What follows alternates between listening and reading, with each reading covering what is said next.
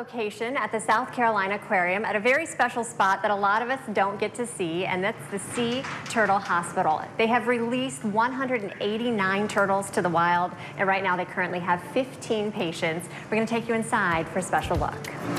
Okay, now we're inside, and I have the pleasure of being joined by Kelly Thorvaldson, who has been with the South Carolina Aquarium for 16 years. 16 years. Helping rehab and take care of these turtles. Tell me more about what we see. There's so many tanks, each of which has a turtle inside. We have a full hospital right now. We're in the height of stranding season, so it's very busy with 15 patients, 3 different species, and all different types of injuries and illnesses. Okay, now we don't have time to highlight every turtle. I wish we did, but we have a couple special cases.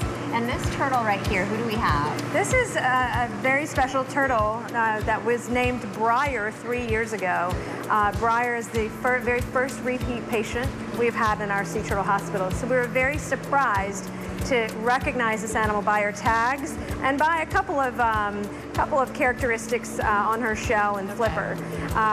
She was initially treated of just being extremely debilitated, and she was our very first cataract patient. We removed cataracts, surgically removed cataracts from her, released her back into the wild, and she was admitted last week with a boat strike in her shell. And that caused her to become lethargic and debilitated enough that she stranded and is now in our hospital. So where do you find, the second time you found her, was she on the beach somewhere? She was stranded in a very remote sort of sandbar type of area. She's fortunate that a fisherman happened to see her and make the call. Otherwise, it was definitely remote enough that no one would have. Wow, so lucky. So someone sees the turtle, calls you, you guys go and get her, and the goal is not just Briar, but all of them you hope to release back into the wild. And so we partner with the Department of Natural Resources on this. They are the permitting agency for sea turtles in South Carolina. All stranded sea turtles, all nesting projects, and even our project, we get our permits from DNR. They're the first responders to those stranded turtles, and they bring them to us, and then we take over from the rehabilitation standpoint. All right, let's go ahead and see another patient. All right. All right, now we've moved to a smaller turtle. Who do we have here? This is Grace. Okay. She is a green sea turtle species and is a very young green turtle. If she is allowed to grow to full size, she could be upwards of 400 to even 500. So she's like a little baby. She's a little guy. Okay. So this turtle was cold stunned. Sea turtles are cold-blooded, and they can't regulate their body temperatures, so they have to move out of our coastal waters in the wintertime. Well, she was admitted in late January and was 54.5 degrees internal body temperature when she came in, and that is not good, right? So her whole body shut down. She ended up having an impaction due to her GI tract shutting down, and we had to do surgery to essentially physically remove the impaction from the intestinal tract. That's a pretty serious surgery. It was touch and go for a while, but she's really come a long way. And before she was swimming all around. She looked really active. Yeah. When do you estimate that Grace will be released? You know, we're still waiting for her weight and her blood work to improve to a releasable point, but I would say in the next probably 2 months, she'll be able to go home. Okay, and before we leave today, we have one more turtle you want to highlight. It's a very special story, right? We do. We have a great turtle. All right, let's go take a look. All right. Okay, so this is our last little special friend, if you will, and this has an incredible story. Tell me more. This turtle does have an incredible story. It's a juvenile loggerhead sea turtle that came to us because it had a lot of sharp wounds on the flipper, so it was a shark attack. Wow. But once it came to our hospital, we began medical treatment, and we began feeding it.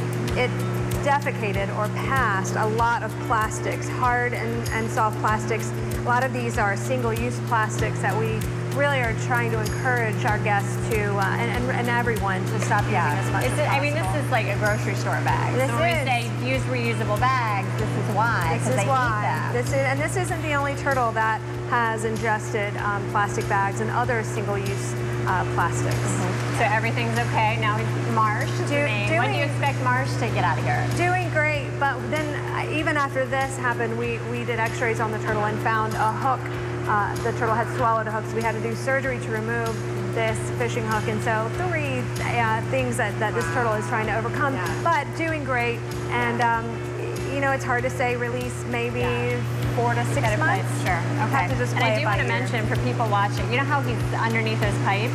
You said that's kind of like a back scratcher. You put it there for a reason. Yes, well, these animals, they live and they feed around reef structures, and they will use these rocky ledges to scratch their backs, maybe remove some of the barnacles from their shell, and even to hide under from predators, from sharks when they're sleeping. So that's why Marsh likes to hang out there. Parked himself under his little reef ledge there to protect himself from all the sharks. He feels right at home. That's right. Right at home. So that's Marsh.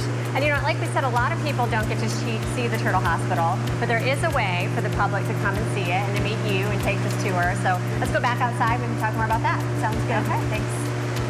Okay, so I know a lot of school groups come and get the chance to see the turtles, but the general public can come too. How do we go about getting into the Sea Turtle Hospital? Well, we have 2 tours every day at noon and 2, so the general public can book on either one of those tours. They have been filling up though, so we do recommend folks calling ahead of time to book a reservation or even going online to make that reservation. Okay. And I want to mention the price point is really low.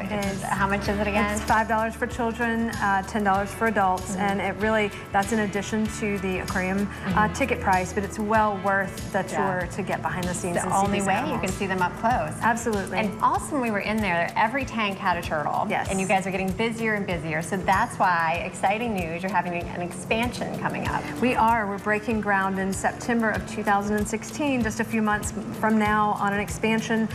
We have had the busiest year ever since our inception. So it's such a critical time to expand, to create more space for more animals, and so excitingly, every single person that comes to the aquarium will be able to see this expansion and see firsthand the great work that we're doing for sea turtles. Any estimates when that will be open? May of 2017. Okay, so not that long. Not too long. Okay. And when that expansion opens, we will not be having these behind-the-scenes tours anymore. So it's really, if anybody wants to get down and see this first hospital, this really intimate space, now's the time to do it. You're going to be busier than ever. Yes, exactly. I also want to ask really quickly, if we are out, if we're on the beach, we're on a boat, and we see a turtle somewhere stranded that doesn't look well, what do we do?